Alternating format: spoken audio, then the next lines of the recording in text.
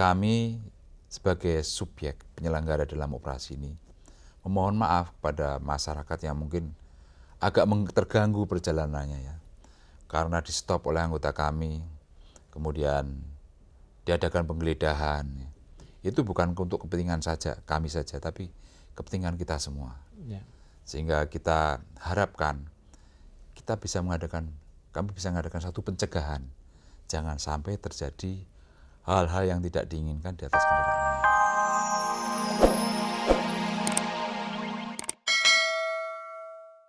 Pemirsa, Assalamualaikum warahmatullahi wabarakatuh.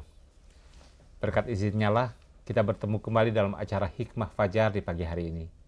Acara yang bercerita tentang keseharian, kerja, karya, pemikiran, konsep-konsep dari orang-orang Indonesia yang insya Allah bernafaskan Islam.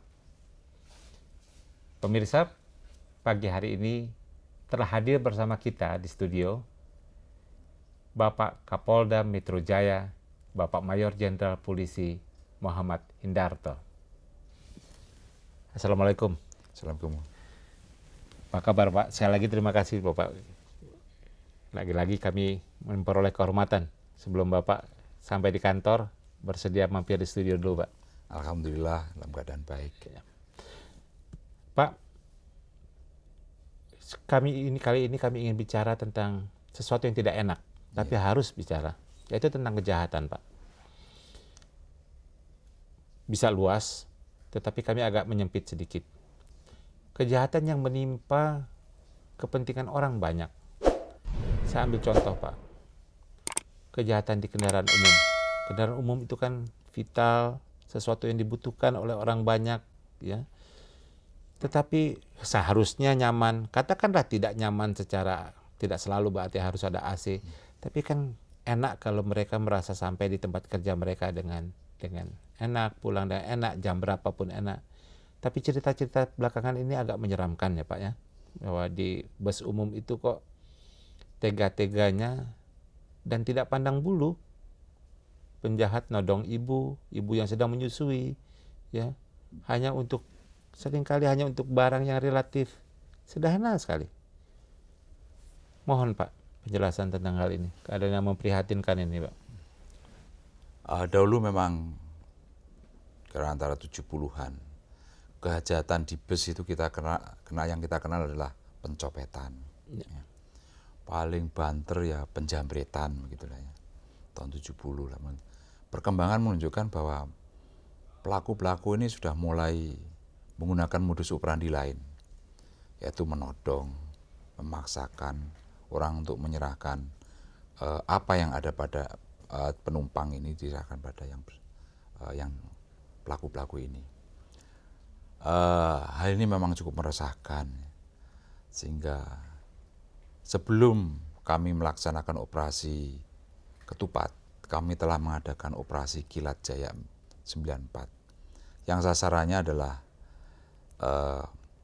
setidak-tidaknya untuk mencegah jangan sampai terjadi hal-hal tersebut di atas kendaraan umum. Saya sependapat tadi dikatakan bahwa kendaraan umum adalah vital dan semua orang memerlukannya. Dan ternyata rawan. Ini menurut satu tantangan. Ya. Bukan bagi polisi saja, tapi bagi kita semua. Ya. Setiap anggota masyarakat hendaknya merasa terpanggil untuk mengambil peran di dalam menanggulangi kejahatan ini. Kami tetap akan menggelar suatu operasi kilat, di mana sasarannya adalah kendaraan-kendaraan umum, bukan kendaraan umumnya ya. Yang sasarannya adalah alat bisa atau sikap bisa yang berada di kendaraan umum yang bisa merawankan kendaraan umum tersebut, sehingga tidak menimbulkan satu kenyamanan bagi pemakainya. Misalkan pembersihan terhadap senjata tajam. Karena pada umumnya pelaku ini menggunakan senjata tajam. Kalau tidak memakai senjata tajam, saya kira dia tidak berani untuk melakukan nodong ya. Pakai tangan saja bisa dikeroyok orang satu bus. Kemudian juga tidak memberi kesempatan pada yang bersangkutan untuk melakukan misalkan apa yang dikenal dengan membajak bus dan sebagainya. Jadi kami tetap akan mengadakan satu operasi terhadap senjata tajam Dan pencarian ini bisa juga seperti operasi yang lalu bisa mendapatkan senjata api. Ini sangat penting untuk bisa menciptakan suatu situasi yang aman, terutama di kendaraan umum. Dan kami sebagai subjek penyelenggara dalam operasi ini memohon maaf kepada masyarakat yang mungkin agak terganggu perjalanannya karena di stop oleh anggota kami, kemudian diadakan penggeledahan. Itu bukan untuk kepentingan saja kami saja, tapi kepentingan kita semua. Sehingga kita harapkan kami bisa mengadakan satu pencegahan, jangan sampai terjadi hal-hal yang tidak diinginkan di atas kendaraan umum. Di balik itu kami sangat mengharap partisipasi masyarakat di dalam menanggulangi jenis kejahatan ini. Kalau orang satu bus, dia bertiga, bukannya saya ngajai mengadakan keonaran, tidak ya. Ya mohonlah dilawan untuk ditangkap. Dan kami akan menerima dan kami proses. Dan ini untuk kita semua, tidak hanya untuk polisi saja. Kami akan bisa memproses dan didasarkan hukum yang berlaku. Tapi mohon tidak main hakim sendiri, ini ya, yang kami garis bawahi. Jadi kalau misalkan seseorang melihat ada satu angkot begitu ya, di dalam angkot itu ada seorang yang sedang menodongkan pisau. Waktu bulan-bulan Desember itu ada, November ada terjadi.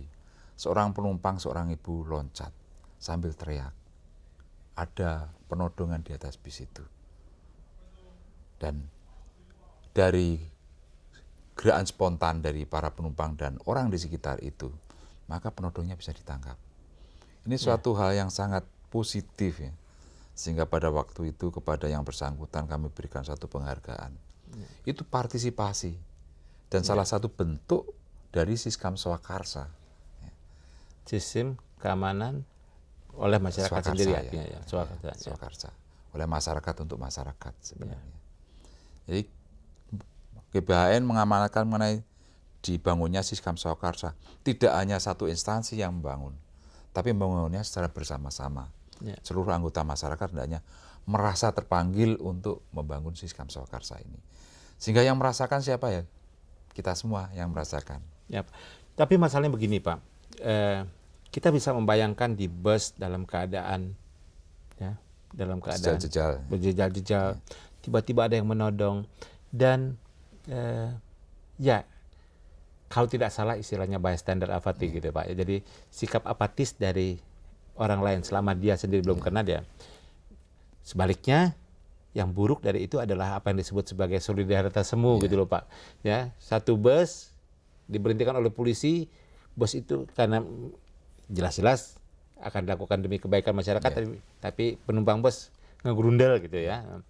Nah ini Pak, barangkali Bapak bisa menjelaskan yang lebih jelas kepada pemirsa dan masyarakat.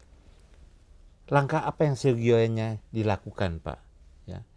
Dan hal ini yang sedikit banyak kurang terkomunikasi pada masyarakat. Di satu sisi mereka tidak boleh melakukan hakim sendiri, tapi di lain sisi ada semacam ketakutan bahwa kalau mereka berurusan dengan polisi, kata yang sedikit tabu ini Pak, ya akan selalu merepotkan ini Pak. Nyatanya kan tidak, si ibu yang diangkut tadi kan justru mendapat penghargaan. Barangkali Pak Indarto dapat penghargaan.